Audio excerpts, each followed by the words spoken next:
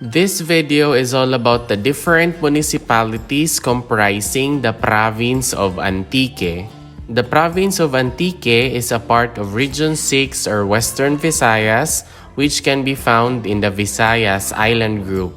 Western Visayas is composed of 6 provinces, namely the province of Aklan, the province of Antique, the province of Capiz, the province of Guimaras, the province of Iloilo, and the province of Negros Occidental.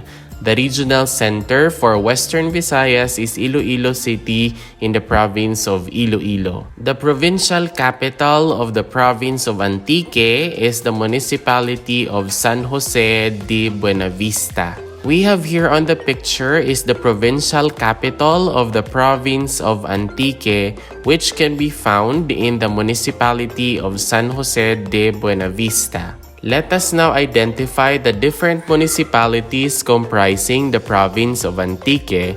We have the municipality of Aninii, municipality of 𝗪𝗓𝗪𝗓, municipality of Bilison, municipality of Bogasong, municipality of Kaluya, municipality of Kulasi, municipality of Hamtik, municipality of Lawaan, municipality of Libertad, municipality of Pandan, municipality of Patnongon, municipality of San Jose, municipality of San Remigio, municipality of Sibaste, municipality of Sibalom, municipality of Tibiao, municipality of 𝗪𝗪𝗪𝗧, and the municipality of Valderrama. For the province of Antique, there is no city and there only has 18 municipalities.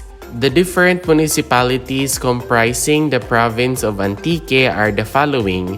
We have Aninii, 𝗪𝗪𝗪𝗪, Bilison, Bogasong, Kaluya, Kulasi, Hamtik, Lawaan, Libertad, Pandan, Patnongon, San Jose de Buenavista, San Remigio, Sibaste, Sibalom, Tibiao, 𝗪𝗪𝗪𝗪𝗪, and Valderrama.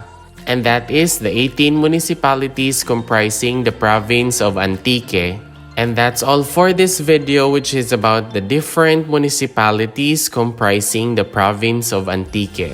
If you learned something new, please don't forget to click like, leave a comment, and subscribe. Moreover, you might also want to watch the next video on the screen. Thank you very much and see you in the next video.